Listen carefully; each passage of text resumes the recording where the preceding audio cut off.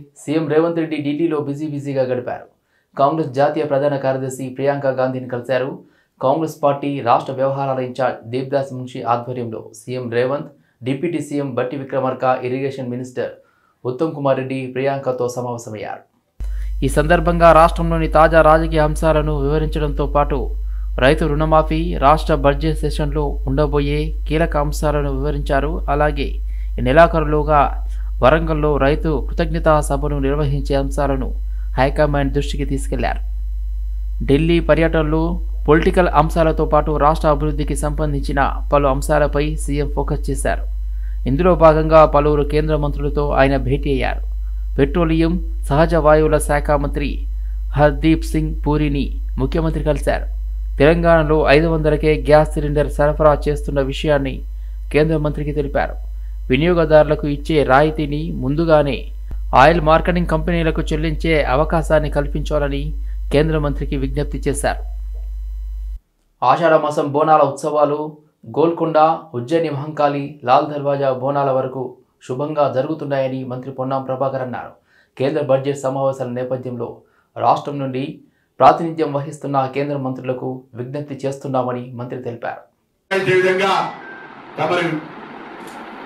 కార్యక్రమం తమరి బాధ్యత ఉండాలని సందర్భాన్ని నేను కోరుతా ఉన్నా.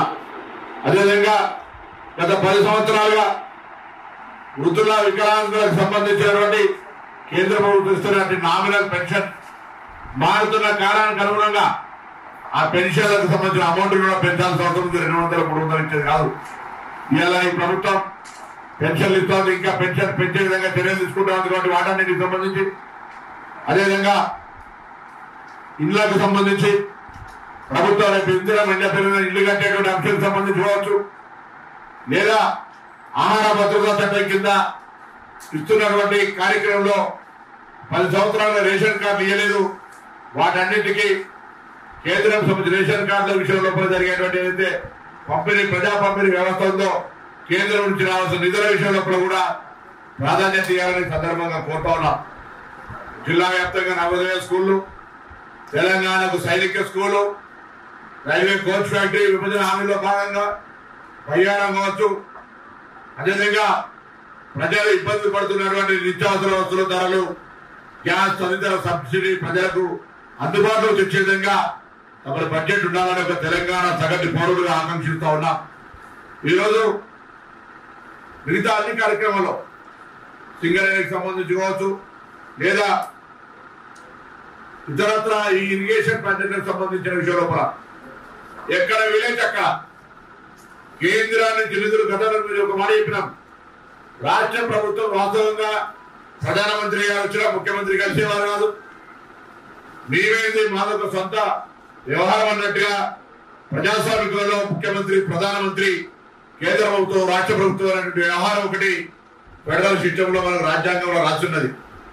దానికి అనుగుణంగానే ఈరోజు మంత్రి పొంగులేటి శ్రీనివాసరెడ్డిపై బీజేపీ శాసనసభ పక్ష నేత ఏలేటి మహేశ్వర్ రెడ్డి మండిపడ్డారు. మంత్రికి సంబంధించిన కంపెనీపై తీవ్ర ఆరోపణలు చేశారు. పొంగులేటికి చెందిన రాఘవ కంపెనీకి సంబంధించి చాలా అంశాలు తన వద్ద ఉన్నాయని వ్యాఖ్యానించారు. Ponguleti company Euro Exim bank కుంభకోణంలో భాగస్వామి అని సంచలన ఆరోపణలు చేశారు. యూరో ఎగ్జిమ్ బ్యాంక్ గ్యారంటీ పొందిన పొంగులేటి శ్రీనివాసరెడ్డికి మంత్రిగా కొనసాగే అర్హత లేదన్నారు. రాష్ట్రంలోని బ్యాంకుల జాబితాలో యూరో ఎగ్జిమ్ ఉండదని గుర్తు చేశారు. ఇది ఖండాంతరాలు దాటి ఒక దీవిలో ఉన్న ఫైనాన్స్ కంపెనీ అన్నారు. ఆర్బీఐ మార్గదర్శకాలకు వ్యతిరేకంగా దేశాన్ని, రాష్ట్రాన్ని మోసం చేశారన్నారు. తెలంగాణ రాష్ట్రంతో పాటు భారతదేశంలో అతి భారీ కుంభకోణంలో ఒకటిగా ఈరోజు నేను మాట్లాడబోయేటువంటి ఈ కుంభకోణంలో ఎంతో మంది బడా కాంట్రాక్టర్లతో పాటు తెలంగాణ రాష్ట్రానికి సంబంధించినటువంటి ఒక కేబినెట్ మంత్రి కూడా ఇందులో భాగస్వామి అంటే ఇంతకన్నా సిగ్గుచేటు ఇంకొకటి లేదు. వైట్ కలర్ అఫెన్సెస్ అంటే ఏం చేసినా మాకు మాఫ్ అన్నట్టుగా, ఏదన్నా చేయొచ్చు అన్నట్టుగా ఇష్టానుసారంగా ఈ వైట్ కలర్ అఫెన్సెస్ కి తెగబడి వందల వేల కోట్ల రూపాయలు సంపాదిస్తున్నటువంటి బడా కాంట్రాక్టర్లో బడ్జెట్లో తెలంగాణపై కేంద్రం కక్షపూరితంగా వ్యవహరించిందని ముఖ్యమంత్రి రేవంత్ రెడ్డి అన్నారు. స్వయంగా తానే 3 సార్లు ప్రధానిని కలిసి తెలంగాణ అభివృద్ధికి నిధులు ఇవ్వాలని కోరానని తెలిపారు. వివక్ష లేని, వివాదాలు లేని సత్సంబంధాలు ఉండాలని, అభివృద్ధికి సహకరించాలని కోరామన్నారు. ఏపీ పునర్విభజన చట్టంలో భాగంగా ఆంధ్రప్రదేశ్కు రాజధాని నిర్మించడానికి, ఆంధ్రప్రదేశ్కు పోలవరం నిర్మించడానికి, ఆంధ్రప్రదేశ్లో వెనుకబడిన జిల్లాలకు నిధులను కేటాయించడానికి, ఎన్ని రకాలుగా ఆంధ్రప్రదేశ్కు నిధులను కేటాయించాలనో అన్నిటికీ ఆంధ్రప్రదేశ్ పునర్విభజన చట్టాన్ని ప్రస్తావిస్తూ ఆ నిధుల కేటాయించడానికి ఒక అవకాశంగా తీసుకున్నారు. ఆంధ్రప్రదేశ్కి ఇచ్చే నిధులను ఆంధ్రప్రదేశ్కు ఎందుకు ఇస్తున్నారని మేము అడగడం లేదు.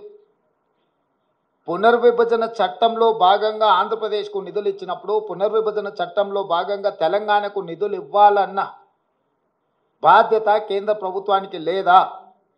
అదే ఆంధ్రప్రదేశ్ పునర్విభజన చట్టంలో బయ్యారం ఉక్కు కర్మాగారం ఉంది, కాజీపేట రైల్వే కోచ్ ఫ్యాక్టరీ ఉంది, సాగునీటి ప్రాజెక్టులలో పాలమూరు రంగారెడ్డి ఎత్తిపోతలకు కేంద్ర ప్రభుత్వం పోలవరంకి ఏ విధంగా నిర్మాణానికి సహాయం అందిస్తున్నారో ఆ విధంగా నిధులను కేటాయించాలన్న ఆలోచన కానీ, అదేవిధంగా గిరిజన యూనివర్సిటీ 10 సంవత్సరాల తర్వాత ఇప్పుడు మొదలైన ములుగులో దాన్ని నిధుల విషయంలో కానీ, అదేవిధంగా మేము స్పష్టంగా ప్రధానమంత్రి గారిని కలిసి మీకు నమోమి గంగే ప్రాజెక్టు లాగానో సబర్మతి రివర్ ఫ్రంట్ లాగానో మీ గుజరాత్కు మీ ప్రాంతాలకు ఏ విధంగా అయితే మీరు నిధులను కేటాయించుకున్నారో ఆ విధంగా మూసీ రివర్ డెవలప్మెంట్ ఫ్రంట్కు నిధులు కేటాయించమని చెప్పి మేము అడగడం జరిగింది. గన్ పార్క్ వద్ద తెలంగాణ అమరవీరుల స్తూపానికి బీఆర్ఎస్ ఎమ్మెల్యేలు నివాళులర్పించారు. అనంతరం అసెంబ్లీ సమావేశాలకు బీఆర్ఎస్ ఎమ్మెల్యేలు హాజరయ్యారు. కేంద్ర బడ్జెట్లో తెలంగాణ పేరు లేదని, రాష్ట్రానికి తీవ్ర అన్యాయం చేశారని, మొత్తంగా గుండు సున్నా ఇచ్చారని మాజీ మంత్రి ఎమ్మెల్యే తన్నీరు హరీష్ రావు విమర్శించారు. 9 వెనుకబడిన జిల్లాలు ఉన్నాయని, వాటికి ఎందుకు నిధులు విడుదల చేయడం లేదని నిలదీశారు. అసెంబ్లీ బడ్జెట్ సమావేశాలను కేవలం 4 రోజుల్లో ముగించే ప్రయత్నం చేస్తున్నారని, గతంలో బడ్జెట్పై 4 నుండి 8 రోజుల వరకు మాట్లాడిన సందర్భాలు ఉన్నాయని తెలిపారు. ఎన్నికల హామీలపై శాసనసభలో కూడా చర్చించడానికి ఈ ప్రభుత్వం సిద్ధంగా లేదు అని హరీష్ రావు మండిపడ్డారు. అనేక సార్లు ప్రకటించారు, సంతోషం. కానీ తెలంగాణ విషయం ఏమైంది? మరి ఈ ప్రభుత్వం ఏం చేస్తూ ఉంది? మేము కేంద్రంతో సత్సంబంధాలు మెయింటైన్ చేస్తున్నాం, మోడీ గారికి చాలా దగ్గరగా ఉన్నాం, మేము కేంద్ర మంత్రుల్ని రోజు కలుస్తున్నామన్నారు. కనీసం తెలంగాణ ప్రస్తావన కూడా లేదు. బీజేపీ కాంగ్రెస్ ఇద్దరు కలిసి ఇవాళ తెలంగాణకు తీవ్రమైన అన్యాయం జరిగింది. తెలంగాణలో కూడా వెనుకబడిన జిల్లాలు ఉన్నాయి. రాష్ట్ర విభజన చట్టంలో తెలంగాణలోని 9 జిల్లాలు వెనుకబడిన జిల్లాలు ఉన్నాయి. మరి ఈరోజు రాయలసీమ మీరు కొంత ఆంధ్రాలో వెనుకబడిన జిల్లాల గురించి కేంద్ర బడ్జెట్లో మాట్లాడారు. తెలంగాణ వెనుకబడిన జిల్లాల గురించి ఎందుకు మాట్లాడలేదు? ఈ రాష్ట్రం నుంచి కేంద్రంలో మంత్రులుగా ఉన్న కిషన్ రెడ్డి గారు, బండి సంజయ్ గారు ఎందుకు చొరవ చూపడం లేదు అని నేను అడుగుతా ఉన్నా. ఆంధ్ర వెనుక జిల్లాలకు డబ్బులు ఇచ్చినప్పుడు, ప్రత్యేక నిధులు ఇచ్చినప్పుడు తెలంగాణలోని వెనుకబడిన జిల్లాలకు ఎందుకు మొండి చేయి చూపుతున్నారు? అంటే తెలంగాణ పట్ల కేంద్రానికి, బీజేపీకి ఎందుకు ఇంత నిర్లక్ష్యం అని చెప్పి నేను అడుగుతా ఉన్నా. ఇలా మనకు జాతీయ ప్రాజెక్ట్ గురించి లేదు. మా పాలమూరు ఎత్తిపోతల పథకానికి జాతీయ ప్రాజెక్ట్ ఇవ్వచ్చు కదా, ఎందుకు ఇవ్వట్లేదు? అసెంబ్లీలో సీఎం మాట్లాడాలంటే ఎందుకు జంకుతున్నారని బీజేపీ నేత ఏలేటి మహేశ్వర్ రెడ్డి అన్నారు. ప్రతిపక్ష గొంతు వింటే ఎందుకు భయపడుతున్నారని విమర్శించారు.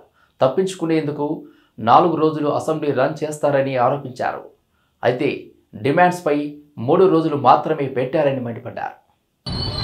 తెలంగాణ రాష్ట్రంలో అరాచకమైనటువంటి, అవినీతిమయమైనటువంటి ప్రభుత్వం గత 7 నెలల నుంచి ఇచ్చిన హామీలు నెరవేర్చకుండా అన్ని వర్గాల ప్రజానీకాన్ని మోసం చేస్తూ, ముఖ్యంగా రైతాంగాన్ని మోసం చేస్తున్నటువంటి ప్రభుత్వ మొండి వైఖరికి వ్యతిరేకంగా ఈరోజు మేము పాదయాత్ర చేస్తూ ఉన్నాం. రాజ్యాంగంలో ఎన్నడూ లేని విధంగా ఇచ్చిన హామీలు నెరవేర్చకుండా కేవలం మాయమాటలు చెప్తున్నటువంటి ప్రభుత్వం 420 హామీలు ఇచ్చి ఏ ఒక్క హామీ నెరవేర్చలేనటువంటి ప్రభుత్వం.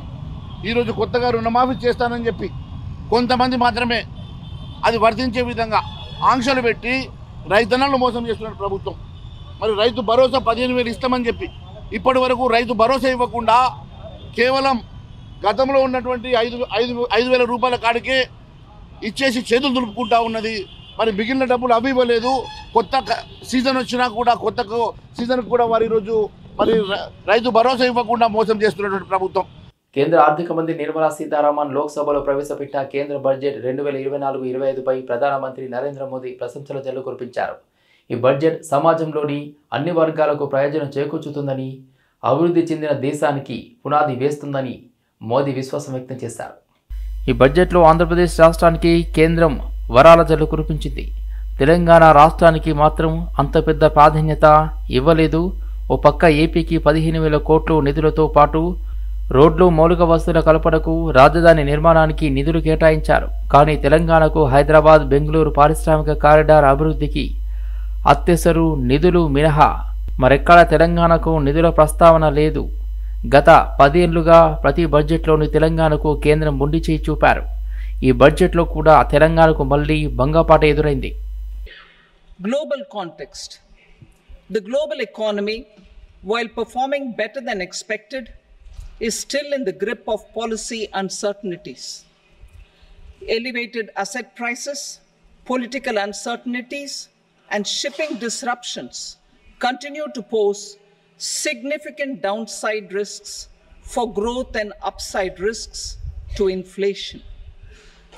In this context, India's economic growth continues to be the shining exception and will remain so in the years ahead.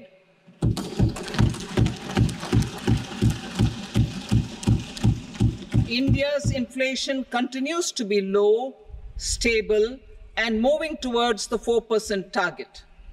Core inflation, that is non-food and non-fuel, currently is 3.1%. Steps are being taken to ensure supplies of perishable goods reach markets adequately. ఢిల్లీలో దీక్షకు కూర్చునేందుకు నేను సిద్ధం, కేసీఆర్ను రమ్మనండి, అప్పుడు నిధులు తెచ్చుడు, మేమిద్దరు చచ్చుడు చూద్దామని తెలంగాణ ముఖ్యమంత్రి రేవంత్ రెడ్డి అన్నారు. కేంద్ర బడ్జెట్పై తెలంగాణ అసెంబ్లీలో చర్చ జరిగింది.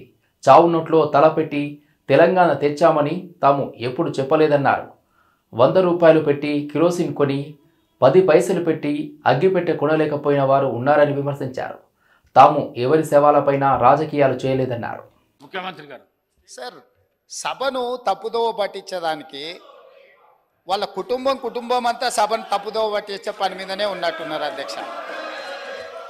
అధ్యక్ష సభ దయచేసి తమరి అనుమతితో దయచేసి ప్లీజ్ సభానాయకుడు మాట్లాడేటప్పుడు మీరు రన్నింగ్ కామెంటరీ ఆపేసండి దయచేసి ప్లీజ్ ప్లీజ్. అధ్యక్ష మీరు ఇక్కడి నుంచి వస్తే అక్కడి నుంచి వస్తున్నది.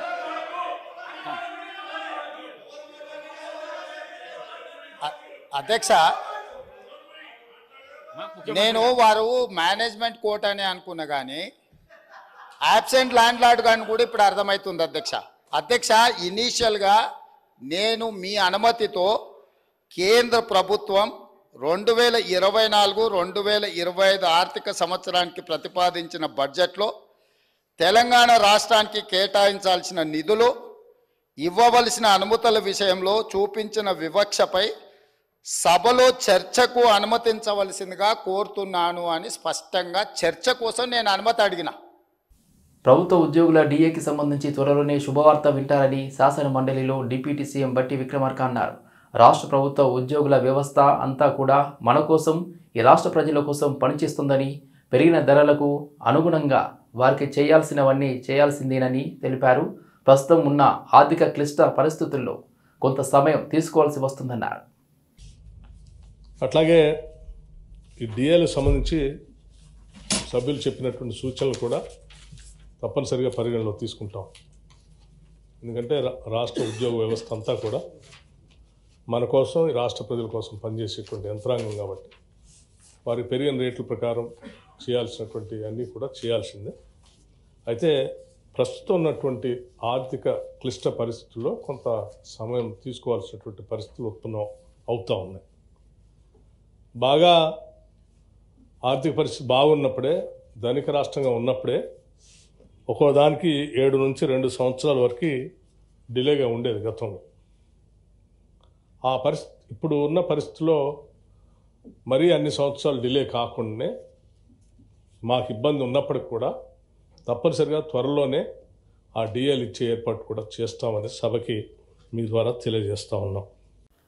కేంద్ర బడ్జెట్పై తెలంగాణ అసెంబ్లీలో చర్చ సందర్భంగా ముఖ్యమంత్రి Revanth Reddy, BRS working president KTR మధ్య మాటల యుద్ధం కొనసాగింది. బీఆర్ఎస్ అధికారంలో ఉన్నప్పుడు మోదీ ప్రభుత్వం పెట్టిన ప్రతి బిల్లుకు మద్దతు పలికారని సీఎం విమర్శిస్తే, అవసరమైన వాటికి ఖచ్చితంగా మద్దతు ఇచ్చామని, కానీ రైతు చట్టాల వంటి వాటికి మాత్రం దూరం జరగామని కేటీఆర్ తెలిపారు. ఎన్ని పెండింగ్ ఇష్యూస్ ఎన్నిసార్లు పరిశీలి చేసినామంటే లెక్కలేదు అధ్యక్ష. చివరికి ఓబీసీ సెన్సస్ కావాలి అని స్టేట్ అసెంబ్లీలో తీర్మానం చేసి పంపాం. అది మాత్రమే కాదు అధ్యక్ష, ఎన్నో రకాల విషయాల్లో ఆఖరికి వ్యవసాయ చట్టాలు కేంద్ర ప్రభుత్వం రైతులకు వ్యతిరేకంగా తెస్తే ఇది మా పార్లమెంట్ సభ్యులు మొత్తంగా పార్లమెంట్ లో ప్రొటెస్ట్ చేసింది అధ్యక్ష. అధ్యక్ష కేటీఆర్ గారు ఏమంటే నేను తప్పు మాట్లాడుతున్నాను సరే, ఇబ్బంది ఉందా? బీజేపీకి వ్యతిరేకంగా మాట్లాడితే మీకెందుకు సార్ ఇబ్బంది, వాళ్ళకెందుకు ఇబ్బంది నాకు అర్థం కాదు. మరి ఇంకేమున్నది ఇబ్బంది నాకు అర్థం కాదు. సబ్జెక్టే మాట్లాడుతున్నా కదా, పంపియండి సార్, లేకపోతే ఏం రాయాలి, ఏం మాట్లాడాలో పంపియండి, మాట్లాడతాం. ఇదేం పద్ధతి సార్? ఏం మాట్లాడాలో కూడా మీరే చెప్తారా? ఏం మాట్లాడాలో మీరే చెప్తారా సార్? టూ మచ్ ఇది sir. I'm a senior member, నేను 5 సార్లు గెలిచి వచ్చినోడిని, నాకు ఏం మాట్లాడాలో తెలుసు, హౌస్లో ఎలా ఉండాలో తెలుసు. ఈ రకంగా డిక్టేట్ చేయడం కరెక్ట్ కాదు ట్రెజరీ బెంచెస్ మాకు. ఆంధ్రప్రదేశ్కు 15,000 కోట్లు ఇచ్చారని కాంగ్రెస్, బీఆర్ఎస్ నేతలు పదే పదే చెప్పడం సరికాదని బీజేపీ శాసనసభ పక్ష నేత ఏలేటి మహేశ్వర్ రెడ్డి అన్నారు. ఒకవేళ ఏపీకి ప్రత్యేక హోదా ఇస్తే కనుక తెలంగాణ ఎడారిగా మారుతుందని ఆందోళన వ్యక్తం చేశారు. కాంగ్రెస్, బీఆర్ఎస్ పార్టీలు కలిసి సభలో తమను మాట్లాడనివ్వడం లేదని ఆరోపించారు. శాసనసభ్యులు, మంత్రివర్యులు మన శ్రీధర్ బాబు గారు ఈరోజు ప్రవేశపెట్టినటువంటి తీర్మానం అధ్యక్ష, చర్చ అధ్యక్ష, ఎంత దారుణం అంటే అధ్యక్ష, ఎంతో దీంట్లో వివక్ష ఉందట. కేంద్రం ప్రవేశపెట్టినటువంటి బడ్జెట్లో అత్యంత వివక్ష ఉందట, విషపూరితం ఉన్నదట. అసలు విషపూరితం ఏంది అనేది ఒకసారి మీరు గ్రహించాలి మంత్రి గారు. మీరు మీ బడ్జెట్లో కానీ గతంలో అలొకేట్ చేసినప్పుడు 4,000 కోట్ల రూపాయలు ఒకే నియోజకవర్గానికి ముఖ్యమంత్రి గారికి ఇచ్చినప్పుడు, మరి 4,000 కోట్ల రూపాయలు ఇచ్చినప్పుడు మిగిలిన నియోజకవర్గాలు కానీ మిగిలిన జిల్లాలు కానీ ఏ రోజున ఆలోచన చేశారా అని అడుగుతున్నా. వాళ్ళు కూడా మీలాగానే ఆలోచన చేసి మా జిల్లాలను పూర్తిగా విస్మరించారని, మా జిల్లాలకు ఇవ్వలేదని ఆ జిల్లా వాళ్ళు కూడా ఈ రకంగానే తీర్మానం చేయమంటే తీర్మానానికి మీరు సిద్ధమా అని అడుగుతున్నా. తెలంగాణ రాష్ట్ర ప్రభుత్వం అసెంబ్లీలో బడ్జెట్ను ప్రవేశపెట్టింది. డిప్యూటీ సీఎం, ఆర్థిక మంత్రి మల్లు భట్టి విక్రమార్క అసెంబ్లీలో పూర్తిస్థాయి బడ్జెట్ను ప్రవేశపెట్టారు. ఈ ఏడాది 57,112 కోట్ల అప్పులు తీసుకోవాలని బడ్జెట్లో ప్రతిపాదించారు. నిజాం షుగర్ ఫ్యాక్టరీని తిరిగి ప్రారంభిస్తామని ఆర్థిక మంత్రి ప్రకటించారు. తెలంగాణ అప్పులు 10 ఏళ్లలో 75,577 కోట్ల నుండి 6,71,751 కోట్లకు పెరిగాయన్నారు. తెలంగాణ పూర్తిస్థాయి బడ్జెట్ 2,91,191 కోట్లు. బడ్జెట్ ప్రసంగంలో భాగంగా రాష్ట్ర తలసరి ఆదాయం, అప్పులు, రెవెన్యూ వ్యయం, మూలధన వ్యయం వంటి వివరాలను వెల్లడించారు. అలాగే బడ్జెట్లో ఏ పథకానికి ఎంత నిధులు కేటాయించారు, ఏ శాఖకు ఎన్ని నిధులు కేటాయించారనే వివరాలను బడ్జెట్ ప్రసంగంలో వివరించారు ఆర్థిక మంత్రి భట్టి. హడావిడిగా అసెంబ్లీకి వచ్చిన కేసీఆర్ బడ్జెట్ ప్రసంగం పూర్తయ్యే వరకు అసెంబ్లీలో ఉండకుండా హడావిడిగా బయటకు వెళ్లి ప్రెస్ మీట్ పెడితే ఎలా అని భట్టి అన్నారు. కేంద్రం నుండి హక్కుగా రావాల్సిన నిధుల కోసం అసెంబ్లీలో పెట్టిన చర్చకు కేసీఆర్ హడావిడిగా వస్తే బాగుండేదన్నారు. బడ్జెట్ ప్రసంగం పూర్తిగా వింటే కేసీఆర్కు ఈ ప్రభుత్వం ఏం చేస్తుందో అర్థమయ్యేదని అన్నారు. 72,659 కోట్ల రూపాయలు వ్యవసాయ రంగానికి ప్రతిపాదిస్తున్నాం. ఇది రైతుల తలరాతలు మార్చే ఒక చారిత్రాత్మక నిర్ణయం. భారతదేశ చరిత్రలో వ్యవసాయ రంగానికి ఇది ఒక మైలురాయి. ఆర్థిక శాఖ మంత్రి మల్లు భట్టి విక్రమార్క ప్రవేశపెట్టిన బడ్జెట్పై మాజీ సీఎం, బీఆర్ఎస్ అధినేత కేసీఆర్ తీవ్రస్థాయిలో మండిపడ్డారు. ఇది రైతు వ్యతిరేక బడ్జెట్ అని ఆగ్రహం వ్యక్తం చేశారు. అన్ని వర్గాలకు కాంగ్రెస్ ప్రభుత్వం వెన్నుపోటు పొడిచిందన్నారు. గత ప్రభుత్వం అన్ని వర్గాల సంక్షేమాన్ని, ఆర్థిక అభివృద్ధికి కాంక్షించి అనేక పథకాలను ప్రవేశపెట్టిందన్నారు. గత ప్రభుత్వం అన్ని రాష్ట్రంలోని అన్ని వర్గాల సంక్షేమాన్ని, వాళ్ళ ఆర్థికాభివృద్ధిని కాంక్షించి అనేక పథకాలు ప్రవేశపెట్టడం జరిగింది. ఒక్క పథకం మీద కూడా ఇప్పుడు స్పష్టత లేదు. ఫర్ ఎగ్జాంపుల్ యాదవుల కోసం ఉన్నటువంటి వాళ్ళ అభివృద్ధి కోసం పెట్టినటువంటి గొర్రెల పెంపకం పథకాన్ని టోటల్గా మూసివేసినట్టుగా మనకు అర్థమవుతా ఉంది. ఇప్పటికే యాదవ సోదరులు చెల్లించిన డిపాజిట్ కూడా తిరిగి వాపసు తీసుకునే ప్రభుత్వం ఎక్కడ కూడా లేదు. అత్యంత అడుగు వర్గాలు అని డబ్బా కొట్టినట్టు కొడుతూనే వాళ్ళు గొంతు కోసింది ప్రభుత్వం. దళిత వర్గాల కోసం దళితంలో ప్రవేశపెట్టిన విప్లవాత్మకమైనటువంటి దళిత బంధు పథకాన్ని ప్రస్తావన కూడా లేదు. ఇది చాలా దురదృష్టకరం. దళిత సమాజం పట్ల వీళ్ళకు ఉన్నటువంటి నిర్లక్ష్యానికి, వాళ్ళ ఫ్యూడల్ విధానానికి ఇంతకన్నా గొప్ప నిదర్శనం కూడా అవసరం లేదు. అదేవిధంగా మత్స్యకారులకు ఆ భరోసా లేదు, ఎవరికి కూడా చెప్పుకోదగ్గ భరోసా లేదు. ఇందులో విశేషం హైలైట్ ఏంటంటే ఆర్థిక మంత్రి ప్రతి మాటను ఒత్తి ఆ డబ్బు వచ్చినప్పుడు అదేందో పెద్ద మహాప్రపంచం విజయంలాగా ఒత్తి.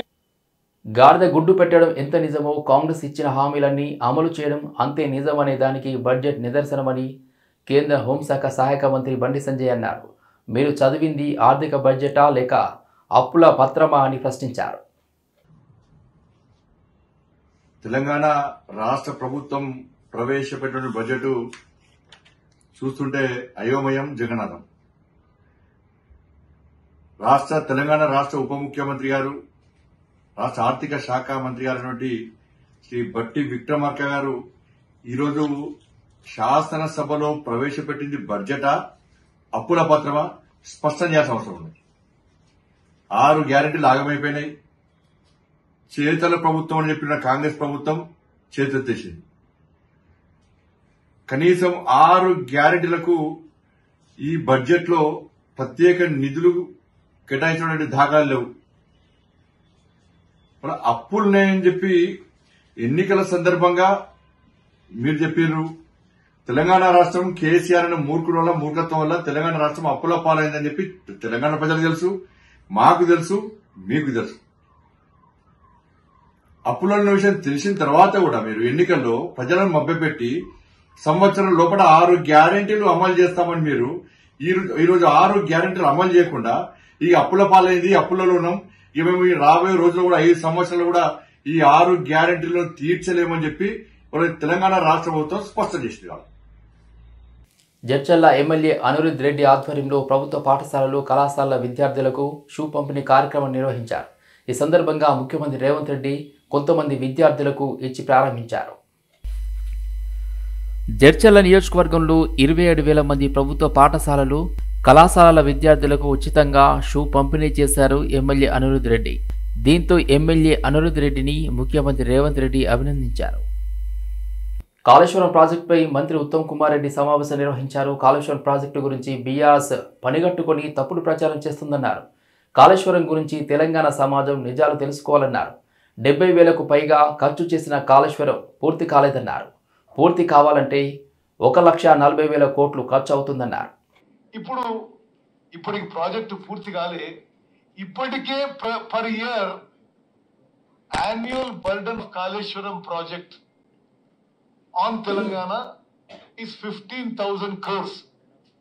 ఇప్పటికి ప్రతి సంవత్సరం ఇంట్రెస్ట్, పార్ట్ ప్రిన్సిపల్ రీపేమెంట్ కి ప్రతి సంవత్సరం 15,000 కోట్లు కడుతున్నాం. పంపులన్నీ నడిచినప్పుడు మరో 10,000 కోట్లు ఎలక్ట్రిసిటీ బర్డన్. ప్రాజెక్టు పూర్తి స్థాయిలో పూర్తయినప్పుడు ఇంట్రెస్ట్, లోన్ రీపేమెంటే పర్ ఇయర్ 25,000 crores. అసలు ఎటువంటి ప్రాజెక్టు వాళ్ళు డిజైన్ చేసిండ్రో ఆలోచించండి. ఇది పూర్తిగా కమిషన్ల కక్కుర్తి తప్పితే మరొకటి కాదు. నేను ఇప్పుడు డిసెంబర్ 7వ తారీఖున 2023కి ఇరిగేషన్ మినిస్టర్ గా బాధ్యతలు స్వీకరించిన. ఈ 7-8 నెలల్లో నా అవగాహన మేరకు కన్నెపల్లి పంప్ హౌస్ను బీఆర్ఎస్ ఎమ్మెల్యేలు, ఎమ్మెల్సీల బృందం సందర్శించారు. అనంతరం కేటీఆర్ మాట్లాడారు. కాలంతో పాటు పోటీపడి ప్రపంచంలోని అతిపెద్ద మల్టీపర్పస్ ప్రాజెక్ట్ కాళేశ్వరంను కేసీఆర్ నిర్మించారని అన్నారు. అద్భుతమైన ముందు చూపుతో గౌరవ పెద్దలు కేసీఆర్ గారు అఖండమైన సంకల్ప బలంతో, దైవ ఆశీర్వాదంతో మరి కాళేశ్వరం ప్రాజెక్ట్ని నిర్మించిన విషయం మనందరికీ తెలుసు. ఒక మాటలో చెప్పాలి అంటే, చాలామందికి తెలుసు అయినప్పటికీ ఒక మాటలో చెప్పాలి అంటే, తెలంగాణ భౌగోళికంగా చూసినట్టయితే ఇట్లా ఒక గుడిసెలాగా ఇటువైపు నుంచి గోదావరి, మరొక వైపు నుంచి కృష్ణానది పారుతూ ఒక ఈ పద్ధతుల్లో భౌగోళికంగా ఉంటుంది. మరి మనకున్న పరిస్థితుల్లో, మనకున్న వాతావరణ పరిస్థితుల్లో ఈ రెండు జీవనదుల నుంచి నీళ్లు తీసుకోవాలి అంటే ఇవాళ ఇటు ప్రాణహిత, గోదావరి, మానేరు ఈ అన్ని నదులు కలిసే ఈ పాయింట్లో నీళ్లు తీసుకుంటే మొత్తంగా ఈ పాయింట్ నుంచి ప్రతి పాయింట్ కూడా నీళ్లు తీసుకోవచ్చు, తెలంగాణలోని ఇంచు తడపొచ్చు అన్న ఉద్దేశంతో కేసీఆర్ గారు ఒకటి కాదు బహుళార్థ ప్రయోజనాలు ఉన్న ఈ ప్రాజెక్టును రూపొందించడం జరిగింది. తెలంగాణలో జరిగిన అతిపెద్ద కుంభకోణం ధరణి అని ఎమ్మెల్యే కూననేని సాంబశివరావు అన్నారు. భూములు తిరిగి పట్టాదారులకు వెళ్తుందన్నారు. ఈ ప్రభుత్వం వచ్చిన తర్వాత కూడా ధరణి సరి చేస్తున్నామని అంటున్నారు. ఎక్కడ సరి చేశారు అనేది తెలియడం లేదన్నారు. దళిత గిరిజనులకు నిధులు బాగానే కేటాయించారని ఆయన తెలిపారు. పిల్లవాడికి పెట్టినట్లుగా ఆఫ్టర్ ఆల్ 6 నెలలు అయింది. నేను మొదటి మీటింగ్లో కూడా చెప్పాను, 1 సంవత్సరమైనా వాళ్ళకి గడువు ఇవ్వండి అని చెప్పి. 6 నెలలకే ఇక మొత్తం సర్వం కోల్పోయినట్లుగా, ఇక ఇంతకంటే గత్యంతరం లేని పరిస్థితుల్లో ఇక ఈ ప్రభుత్వం పని అంతా అయిపోయినట్లుగా ఈ విధంగా మాట్లాడటం అనేది నాకెందుకు అర్థం కావట్లేదు. నేను ఆ ప్రభుత్వానికి సపోర్ట్ అని కాదు, నేను రియలిస్టిక్గా రేషనలిస్టిక్గా లాజిస్టిక్గా నేను చెప్తున్నాను. తర్వాత మేము కూడా సమయం అన్న ప్రకారంగా వారు ఎంత చేస్తారో చేయలేరు తర్వాత చూసి మేము కూడా కమ్యూనిస్ట్ పార్టీగా మేము ఎప్పుడు ఇట్లాగే ఉండం.